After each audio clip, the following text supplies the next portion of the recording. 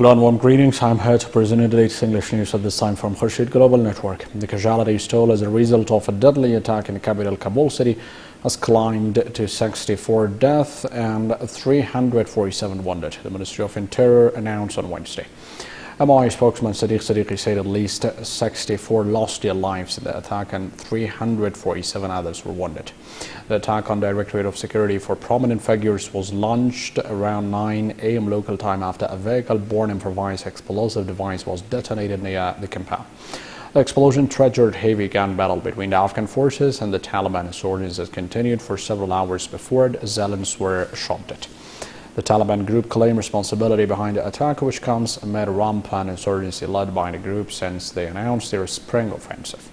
The attack was widely condemned by the Afghan officials as well as the international community. President Mohammad Ashraf Ghani voted to revenge each drop of blood of the Afghan people shed by the militants, emphasizing that the militant groups pursued violence despite repeated calls by the Afghan government to participate in peaceful negotiations. U.S. President Barack Obama arrived on Wednesday in the Saudi capital Riyadh for talks with allied Gulf monarch alienated by Washington's recent rapprochement towards their regional rival Iran. The Force One landed at King Khalid International Airport in Riyadh for his final visit to Saudi Arabia before his presidential term ends in January. He is hold a one-on-one meeting with Saudi King Salman on the first day of the two-day visit.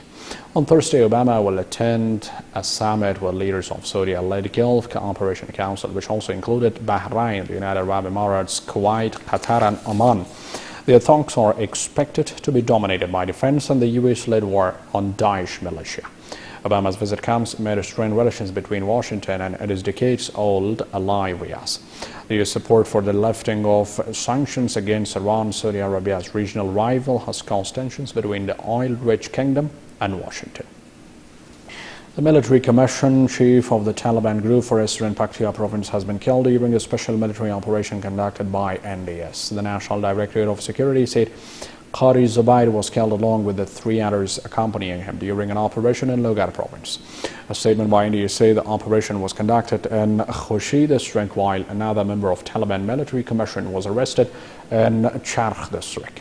The statement further added that the detained militant has been identified as Qari Mir Ahmad, son of Nadir.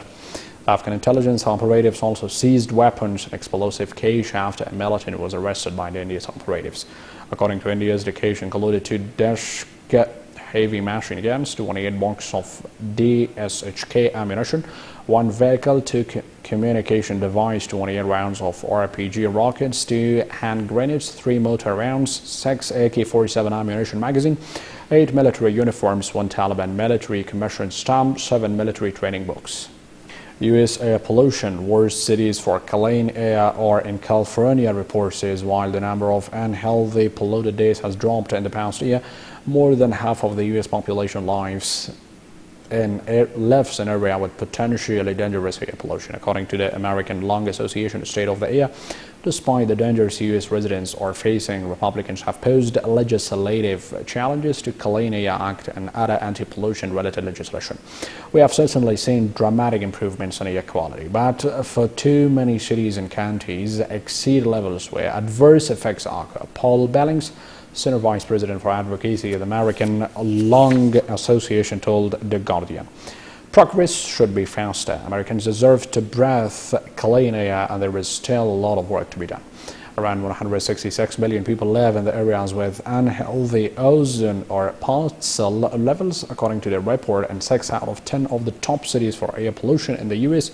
are located in the state of California. The most at-risk city in the U.S. for air pollution is Bakersfield, California, where less than 900,000 residents are at increased risk of both pediatrics and adult asthma as well as cardiovascular disease. That is it for now from Khurshid. Have a good night. Take care.